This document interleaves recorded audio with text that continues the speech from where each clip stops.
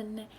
I am so happy to be making this video because I absolutely love spring. It is my favorite season, and I know it's not like technically spring yet, like the spring equinox hasn't happened, but it is March and I'm in a place where the weather is spring-like.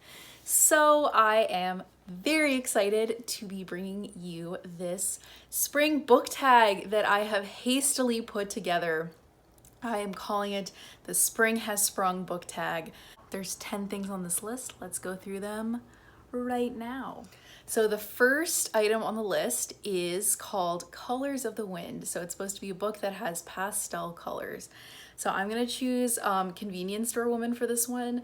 As you can see, it has a lovely like pastel blue pink going on here. Also, it's just like a fantastic book. It's by Sayaka Murata, and it's basically about this woman who works in a convenience store, but she like loves it and is super fulfilled by it, and everyone around her is just like, why?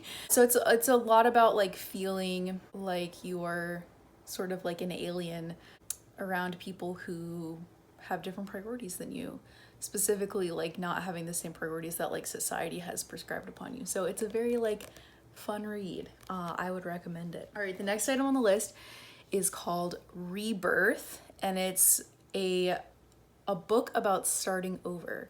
So I have chosen Detransition Baby by Tori Peters. I talked about this a lot in my wrap-up video, but it's literally like dedicated to divorced cis women who, like me, had to face starting their life over without either reinvesting in the illusions from the past or growing bitter about the future. So I basically like made that one for this book. But yeah, again, like I said in the video, I highly recommend it. It's a book about motherhood. It's a book about being a trans woman. It's a book about what womanhood is. It's a book about navigating the world in which we find ourselves. So lots of really good stuff.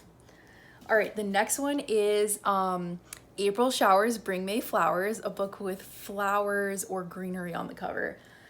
So I'm gonna choose These Violent Delights by Chloe Gong, which, as you can see, has both greenery and flowers.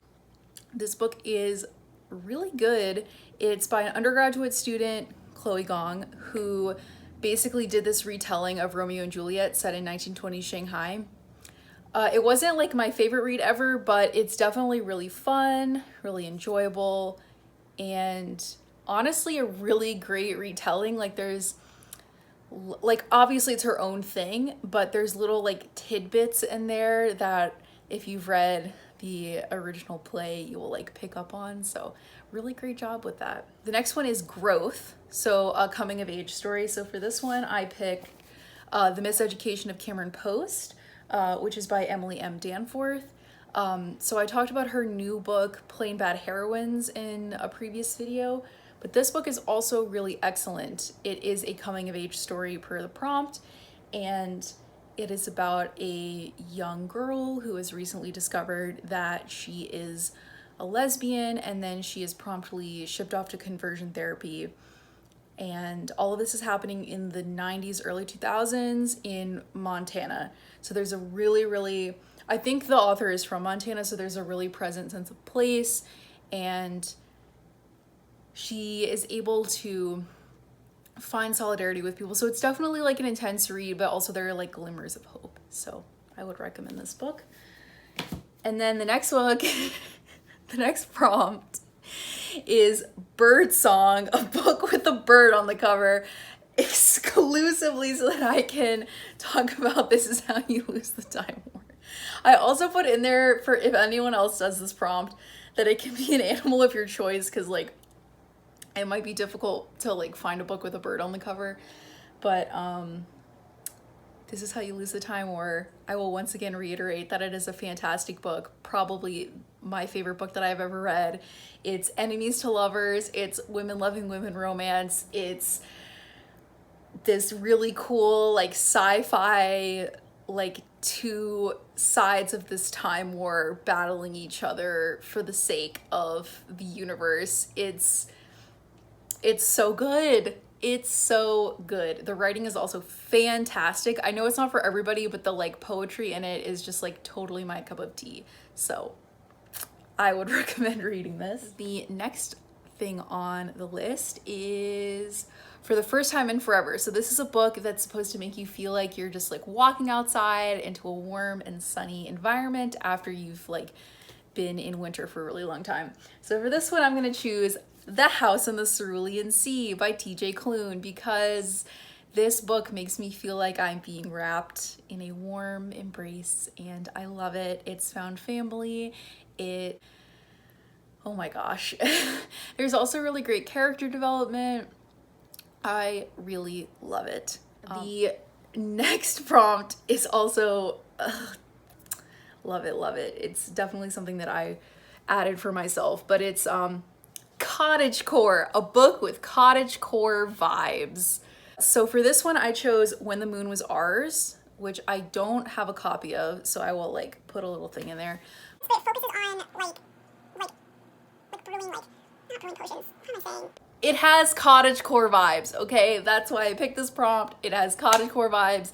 I'm not gonna explain anything further than that. Other than that, it has great queer rep and magical realism and cottagecore vibes. So do what you will with that. The next book prompt is Love's in the Air, a book about budding romance. So for this one, I am once again going to implore you all to read La Fille dans l'écran. Again, I don't think there's an English translation of this, but if you do understand French, I would highly recommend it. It is also a graphic novel, so if you're like not super well versed in French, I would still recommend it because you're able to sort of like keep up with the plot. And it's also probably like a good introductory read if you're looking to like get more exposure to French. I would recommend it. But it is a really wholesome book about budding romance, and it's women loving women, so you know, bonus points there. The art styles also work really well together. I mean, I've talked about this book before, but like you can see there's sort of like the contrasting art styles, which like also like is a theme that carries through in the book. So yeah, I would highly recommend it. The next prompt, this is the 9th one, so we're almost to the end, is A Time of Discovery, a new to you genre, author, or topic. So this one is intentionally vague because I just feel like spring is a time where like we've made it through winter, we're like ready to like try new things and like you get back out there. So it just seemed like a good opportunity to be like, here is like a thing that you have recently discovered, like you should talk about it. So I'm gonna talk about Mexican Gothic. So obviously like a lot of people are talking about this book, and I just really loved it because the reason I picked it for this particular prompt was because I have read a lot of like Gothic horror, but I've never read Gothic horror set in that particular time period. And I think this is that author's debut book, so I've never read this author before. Regardless of whether or not it's a debut, I have not read this author before. Anyway, but she does an amazing job with it, so I would definitely recommend it. I just really loved it. Anyway, oh my god. I'm filming this in the morning and my brain is just not cooperating. Okay, the last prompt, number 10, is Miss Honey's Garden. So this is inspired by Miss Honey from Matilda. And if you've seen the movie, you know that she has a lovely little cottage with a garden. So it's basically just a book that has wholesome queer rep, because Miss Honey was a lot of like queer women's like awakening, or like, I don't know. I always fantasized as a child about getting to like live with Miss Honey and just get to like read books in her cottage and like go hang out in the garden. But anyway, so for this one, I'm gonna pick Upright Women Wanted, which again, I don't have a physical copy of, so I will put it up here.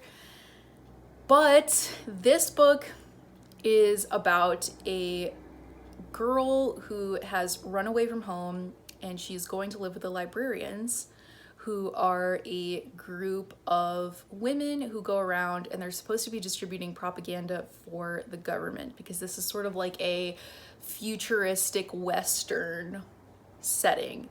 And the librarians, in reality, are super badass, like members of the resistance.